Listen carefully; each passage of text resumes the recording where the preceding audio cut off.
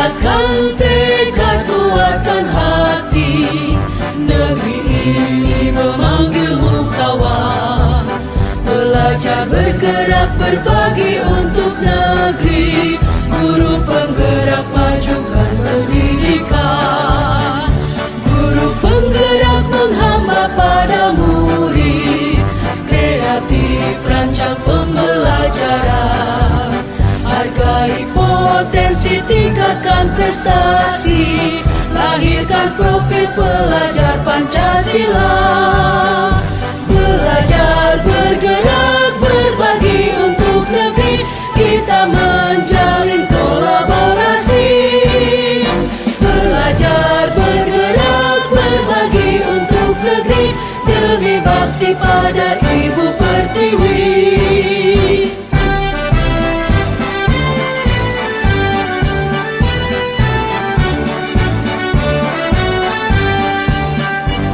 Bulatkan tekad kuatkan hati, negeri ini memanggilmu kawan. Belajar bergerak berbagi untuk negeri, guru penggerak majukan pendidikan. Guru penggerak. Assalamualaikum warahmatullahi wabarakatuh. Terima kasih Pak Kepala atas waktunya memberi izin kepada saya untuk melakukan wawancara tentang pengambilan keputusan berbasis nilai kebajikan sebagai pemimpin dari sekolah ini, Pak. Mungkin saya ingin bertanya kepada Bapak yang sudah pengalaman mengenai keputusan yang sudah Bapak ambil, bagaimana pengalaman Bapak tentang pengambilan keputusan? Ini pengambilan keputusan itu dalam arti mengambil keputusan yang seadil-adilnya, yang paling bijak di antara kadang-kadang ada sebuah keputusan yang sulit untuk dipecahkan. Nah, dalam hal ini kita melihat background mana yang lebih urgen, mana yang lebih tepat untuk diputuskan, dijadikan sebagai untuk diambil sebuah kebijakan, dilihat dari fakta-fakta yang ada, background yang ada dari kasus tersebut. Lalu saya juga ingin bertanya Pak, Bapak punya pengalaman nggak tentang pengambilan keputusan? Pengalaman Bapak? Ini pengalaman saya yang pernah mengambil keputusan, misalnya saja untuk siswa ya. Untuk siswa, misalnya siswa yang contoh siswa ada segerombolan anak yang mabuk, nah, misalnya mabuk remaja di sekelompok di kelas, dan mabuk itu misalnya harus dikeluarkan. Anak yang mabuk harus dikeluarkan. Nah, itu dua-duanya mereka salah. Misalnya ada dua anak lah, dua anak itu salah, dia mabuk-mabukan semuanya. Aturan yang ditetapkan oleh sekolah, ketahuan mabuk, ya, atau ketahuan misalnya berpacaran, atau ketahuan kasusnya berbanyak lah. Ya. Nah, itu contoh yang kembali yang tadi, misalnya yang mabuk, kita lihat backgroundnya. Kalau misalnya si anak yang satu dia melakukan itu karena terpaksa, yang satunya terpaksa karena apa? Dipaksa oleh teman, sehingga dia melakukan itu. Sementara anak yang satu itu sudah menjadi pekerjaan, nah di rumahnya dia diperhatikan oleh orang tua. Nah, sementara anak yang satu, nah ketika sampai ke sekolah, yang didapat informasi bahwa ini anak dua-duanya mabuk. Betul Pak. Jadi dilema itu. Nah, itu dua mabuk ke aturan, itu tetap harus dikeluarkan. Nah, tapi kalau kita ambil faktanya, saksinya, lihat di belakang backgroundnya, orang tuanya bagaimana nih, perhatian ke anaknya, ada nggak perhatian? Kalau misalnya orang tua diperhatikan juga tapi tetap melakukan itu, atau orang tuanya perhatiannya misalnya berkurang, nah sementara anak yang satu tidak ada perhatian dari orang tua, dia liar, dia dipaksa atau dia dibayar, maka anak yang satu tidak jadi dikeluarkan. Itu seperti itu. Itu satu contoh. Contoh yang kedua, untuk menentukan sebuah beasiswa nih, ada dua anak yang pinter. Satu nilainya 9, yang 9 anaknya kurang mampu. Yang satu 9,5, anaknya mampu. Nah, yang mana yang akan didahulukan kita untuk dapat beasiswa.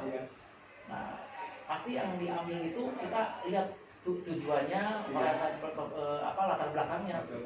Kalau misalnya si anak dua-duanya tetap dia bisa melanjutkan ke sekolah A, tapi kalau background orang tuanya yang ini mampu ya Pak ya, mampu masa yang mampu beasiswa ya Pak ya, beasiswa dia akan maka diskusikan dengan orang yang itu, Bapak yang ini orang tuanya tidak mampu, tetapi Bapak akan mendapatkan dua kesempatan yang sama, cuman yang satu dapat beasiswa, yang Bapak tidak. Nah, itu yang diambil siapa? Yang tidak mampu. Itu keputusan dilema, dua-duanya benar-benar benar Pak. Itu yang beberapa sultan masih banyak yang lainnya. Betul Pak. Ya, terima kasih pendapat Pak. Langkah-langkahnya sudah jelas Pak, Bapak terangkan. Jadi Bapak melihat pada faktor-faktor dari kemampuan orang tua atau sisa yang nakal, Bapak lihat dari backgroundnya Pak, yang ada. Lalu adakah tantangan dalam mengambil putusan Pak? Dalam sebuah langkah Pak? Sudah pasti ada. Karena apa? Ketika kita mengambil keputusan yang diambil tidak sebelum diflurkan itu kan keputusan kita dulu, hanya beberapa orang. Misalnya kepala sekolah dengan BK, dengan guru BK. Nah, sementara orang yang diflur itu mereka belum tahu. Misalnya masalah kenaikan kelas, itu banyak protes karena yang protes itu tidak tahu. Maka itu tantangan itu kita harus clear, harus jelaskan. Siapa yang menjelaskan? Pertama, yang tahu kronologis anak ini, anak A dan B nih yang diputuskan tidak naik yang mana? Contoh tuh ya. Itu tantangan yang tidak setuju karena mereka tidak tahu. Makanya tantangan kita adalah harus bisa menjelaskan ke mereka. Terus contoh, yang tadi juga sama kan, kita harus bisa menjelaskan. Setelah mereka paham, mereka insya Allah akan mengambil keputusan itu dengan bijak juga. Harus sedikit pertanyaan Pak. Adakah agenda yang harus diselesaikan misalkan dalam waktu seminggu atau mengalir saja Pak terhadap suatu kejadian? Itu kalau berdasarkan kita mengambil sebuah keputusan, kita lihat sisi urgenitasnya, ya sisi urgennya. Apakah keputusan ini harus segera dipecahkan atau harus segera diputuskan, atau ini butuh waktu, butuh momen tertentu. Jadi kita lihat seberapa kepentingannya, apakah ini butuh waktu mendesak atau tidak. Tetapi walau bagaimanapun segala permasalahan harus diselesaikan. Nah, hanya kita harus memilah juga. Kasus itu kan tidak hanya satu ya. Betul. Apanya pada sekolah mana dulu ya Pak. Misalnya sekarang ada permasalahan di siswa. Permasalahan di siswa, ada lagi permasalahan di guru. Misalnya sekarang ada guru yang sedang konflik horizontal. Siswa juga ada masalah. Misalnya siswa ada masalah tentang kenakalan remaja. Nih mana dulu nih? Atau misalnya guru bermasalah, siswa bermasalah dengan narkoba, dengan aparat hukum, mana dulu? Berarti kan yang dengan hukum dulu. Itu di kesimpulannya kita untuk agenda waktu pemecahan masalah dilihat dari urgenitasnya. Lalu juga saya ikut tanya Pak, pihak-pihak mana yang membantu Bapak dalam mengambil suatu keputusan Pak? Untuk di sekolah itu pihak-pihak yang jelas untuk memutuskan, untuk membantu memutuskan sesuatu. Yang pertama adalah orang yang mengetahui permasalahan. Siapa? Bisa saja dia bukan wali kelas. Nah, lalu misalnya orang siswa juga bisa, dia sebagai saksi. Nah, itu juga kita libatkan. Saksi ini berkelahi, contoh saksi minum-minum, saksi berpacaran, atau saksi apalah kenakalan apa, kita ambil satu itu. Yang kedua siapa lagi? Guru BK, wali kelas, lalu wakasek humas jika ada permasalahan yang ada kaitannya dengan masyarakat luar. Nah, itu biasanya komponen-komponen itu kita perlu dilibatkan sehingga kita sebagai pimpinan tidak asal mengambil sebuah keputusan secara subjektif. Betul Pak. Jadi memihak Bapak Ibu jadi dalam keputusan, jadi mengundang beberapa elemen Pak. Mengundang asn, guru. Nah, sekali Pak. Ini pertanyaan dulu nih Pak. Pernahkah keputusan yang diambil dari Bapak itu melanggar norma atau etika Pak?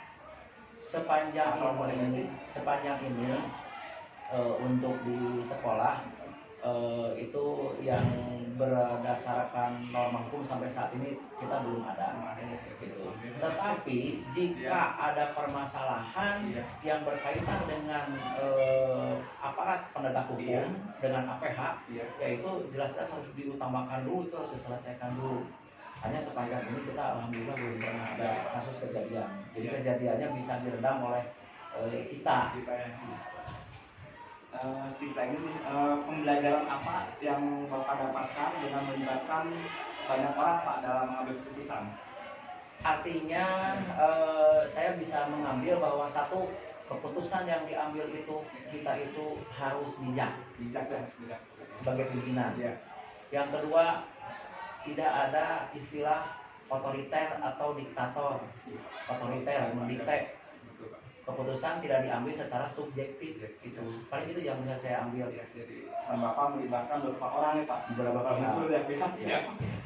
Pertanyaan terakhir Pak, keputusan yang diambil oleh Bapak itu tujuan akhirnya untuk peserta didik ya Pak.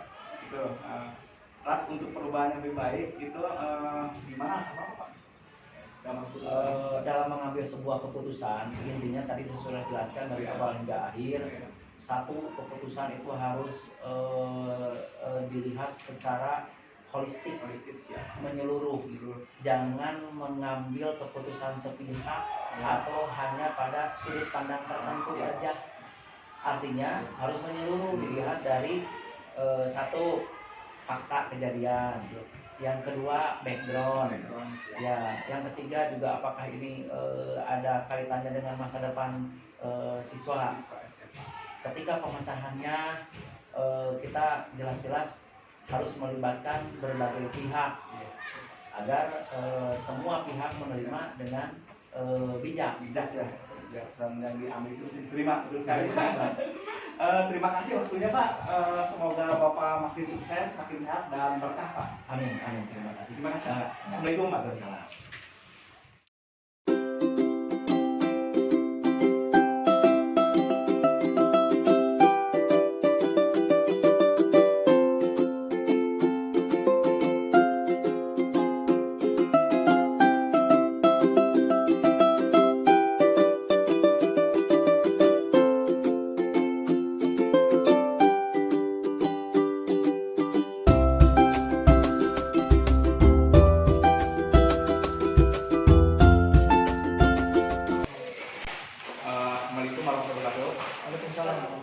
Maaf kalau salah, saya menunggu waktunya.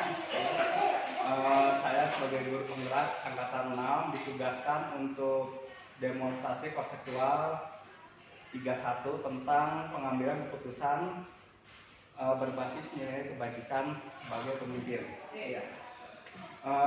Saya ingin bertanya kepada Bapak sekarang nih. Yang pertama itu bagaimana pengalaman Bapak tentang dilema pengambilan keputusan? Terima kasih ya. Yang pertama saya ucapkan selamat ya kepada Pak Tamrin yang sekarang sudah menjadi bagian dari guru penggerak. Mudah-mudahan berjalan lancar. Amin. Tadi sesuai dengan tadi pertanyaan pengalaman dalam mengambil keputusan ya. Ya pastinya kita harus melihat dulu istilah prioritas.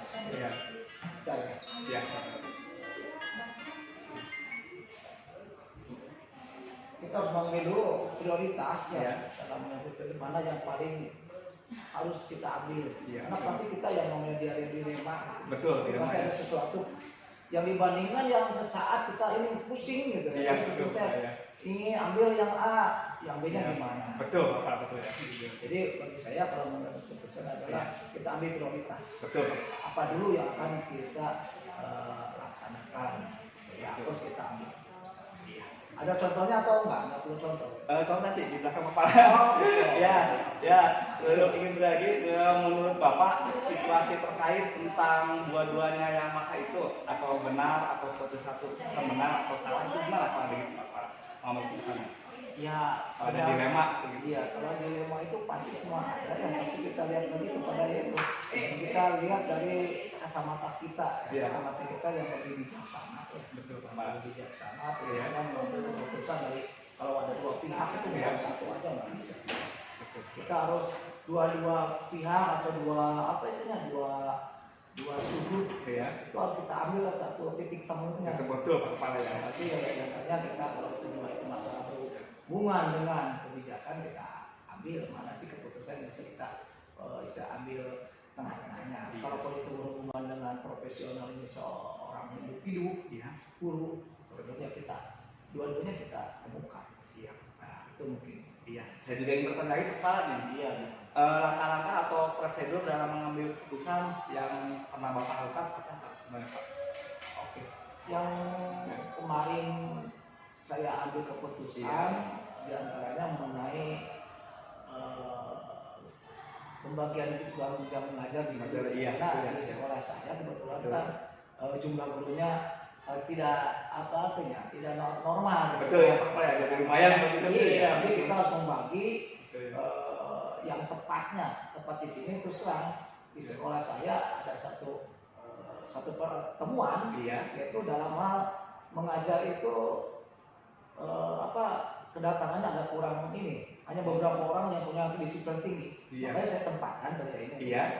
Saya tempatkan yang rajin-rajin itu untuk mengcover ya. Jadi jangan sampai satu hari itu ada yang mohon maaf, ada yang kurang, disiplinnya kurang semua. Jadi saya ambil gitu ya, dipindahkan ke sana. Jadi setidaknya satu hari itu minimal ada satu orang yang insya Allah baik. Nah kesininya alhamdulillah dengan kedatangan kembali ketiga kali ya. Sekarang satu hari minimal 2 orang lah yang saya. Mudah-mudahan itu akan mengimbas ke yang lain yang tidak disiplin. Iya, terima kasih. Dan juga saya ingin bertanya ke Bapak nih, adakah tantangan dalam mengambil keputusan?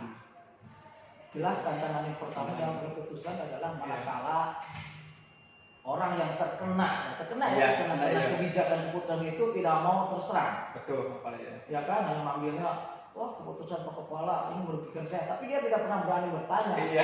Kalau dirapatkan, disuruh bertemu, musyawarah tidak datang. Iya kan, kalau dia datang kan repot. Ada kan keputusan kalau diambil, kalau dia datang mau kita pertanyakan, misalnya kalau bagian hari gitu kan, hari untuk dia ininya gimana, NFL ininya jam berapa ya kita karena kondisinya kondisi saya. Ya itu dia nggak ada ya sepakati si A pegang jam pelajaran ini hari-hari apa, dia ternyata nggak bisa, tapi di belakang bicara. Cuma kalau datang dulu musyawarah kemudian apa yang menurut kita dia merasa kurang bijak untuk saya, itu yang katakan saya tadi. Ya jangan di belakang, ngomong di belakang karena titik temu, karena dia tidak tahu apa alasan saya mengambil kebijakan tersebut. Jadi tantangannya jelas adalah kita bisa menginformasikan, bisa menerangkan, menjelaskan apa alasan pengambilan keputusan tersebut. Pasti kalau ini ada pihak yang tidak puas semuanya. Kebijakan pasti ada pihak yang merasa dirugikan, padahal kan kita lihat ada tujuan sementara ya. Tujuan untuk jangka. Saya juga masih ingin bertanya Pak nih. Adakah agenda yang harus diselesaikan, misalkan dalam waktu minggu ini harus menyelesaikan ini, atau kalau ada masalah mengalir begitu saja itu diselesaikannya? Ya untuk di sekolah saya kebetulan sekolahnya kecil, kita harus bisa mengoptimalkan harus secepatnya. Contohnya sekarang ini adalah saya akan mempercepat pertemuan untuk membahas AKAS. Kebetulan kan saya SMP-nya sekolah penggerak. Bagus ya, selamat Pak saya. Kalau AKAS yang biasa, prosedur itu ya setelah ini tidak begitu memusingkan, karena sudah biasa. Tapi kan pada saat kita membahas AKAS untuk kinerja di sini, karena ya ada biaya tambahan yang mohon maaf lebih besar kalau harus dibelanjakan dan digunakan kami harus dengan seluruh seluruh warga kita libatkan untuk membahas AKAS dan juga persiapan lain persiapan untuk sekarang yang masih pendekat kan puasa ya. Itu mungkin bagus sekali Pak Kepala. Lalu saya juga ingin bertanya nih Pak Kepala nih, adakah pihak-pihak yang membantu Bapak dalam mengambil satu keputusan? Pasti ada. Contohnya Pak Kepala? Ya saya sekarang alhamdulillah melibatkannya adalah yang guru-guru ya guru-guru yang menurut saya punya kapabilitas yang tinggi, kepedulian yang tinggi terhadap sekolah. Betul. Mungkin kalau Wakasek ya? Iya, pasti Wakasek, terus guru BP, ya kan? Untuk kita minta pendapatnya, pendapatnya bagaimana sebaiknya akan kita untuk melaksanakan program ini ya kita menghadapi kegiatan ini. Iya. Pasti saya akan melibatkan beberapa ya, unsur ya. Lalu sudah saya tanya teman nih, pernah tidak keputusan yang diambil itu melanggar norma atau etika atau kode etik? Alhamdulillah selama saya menjabat ya selama beberapa tahun ini di saya, alhamdulillah tidak ada istilahnya ya dari luar kan? Iya betul ya. Disebutkan bahwa itu melanggar itu dari luar. Dari luar betul kan saya tahu ya. Betul. Alhamdulillah sampai detik ini dan mudah-mudahan selanjutnya ya. tidak pernah ada konflik mengenai pengambilan keputusan yang melanggar etika dan norma di daerah tersebut. Ya, amin Pak Kepala, bagus Pak Kepala. Masih itu juga nih, pernah ini pembelajaran apa yang Bapak dapatkan dalam mengambil suatu keputusan? Pembelajaran yang saya dapatkan adalah bahwa semua tindakan kita itu diantaranya adalah betul-betul kita harus punya pengalaman. Pengalaman betul Pak Kepala. Apalagi saya sebagai kepala sekolah punya pengalaman. Iya. Bagaimana sih cara mengambil keputusan? Betul. Itu yang paling bagi saya. Apa tadi hubungan dengan apa itu? Jadi keputusan yang ini pembelajarannya. Ya pembelajarannya itu. Jadi kita mulai dari pengalaman, kemudian ditanya ke rekan-rekan yang lain. Kemudian kita analisa dulu bagaimana masalahnya. Setelah itu baru kita yang dapatkan adalah intinya hati-hati. Hati-hati. Hati-hati dan jangan lupa untuk meminta pendapat saran dari orang-orang di sekeliling kita. Kalau sekolah berarti kan guru dan juga mungkin ada kalau memang tidak ada hubungan dengan keluar bisa komite atau komite ya. Sekolah. Pembina ya Pak. Itu sama. Iya. Itulah. Iya Pak. Itu yang saya laksanakan. Iya Pak. Satu lagi apa nih? Keputusan yang diambil itu tujuan akhirnya itu untuk siapa Pak ya? Untuk pihak tertentu atau pendidik atau kalau di sekolah sendiri sih tujuannya untuk sekolah ya. Untuk sekolah ya, itu memajukan sekolah ya. Khususnya pasti nantinya bermuara bagaimana supaya murid. Nah itu ya. kan karena terserah semua jadi kita apapun kegiatan kita, apapun keputusan kita adalah bagaimana untuk menyenangkan murid. Murid iya betul para murid ya gitu namanya. Juga kan memajukan murid. Mau ada kegiatan olahraga, olahraga bermuaranya pasti itu. Murid ya. Semuanya mudah-mudahan murid kita nyaman di sekolah, sehingga nanti kalau yang di sekolah dia betah, sehingga nama kita tidak jelek, betul mata orang tua siswa dan mudah-mudahan kedepannya ya akan memberikan cita baik di sekolah kita. Jadi bagi saya semuanya itu ya pasti walaupun itu misalnya reward kepada guru yang gurunya senang, nyaman, dia ngajarin juga kan ya? Iya betul Pak Kepala. Kalau dia tidak nyaman kemungkinan akan tidak nyaman juga. Betul sekali Pak Kepala ya. Itu mungkin jadi tujuan akhirnya bagi saya adalah murid ya. Terima kasih. Terima kasih Pak Kepala. Tadi penjelasan dari Pak Kepala sudah memuaskan saya. Iya. Sudah memberi gambaran. Mudah-mudahan bermanfaat untuk tugasnya Pak. Amin. Terima kasih Pak Kepala. Assalamualaikum. Terima kasih lancar-lancar ya. Amin Pak Kepala. Terima kasih. Assalamualaikum Pak Kepala.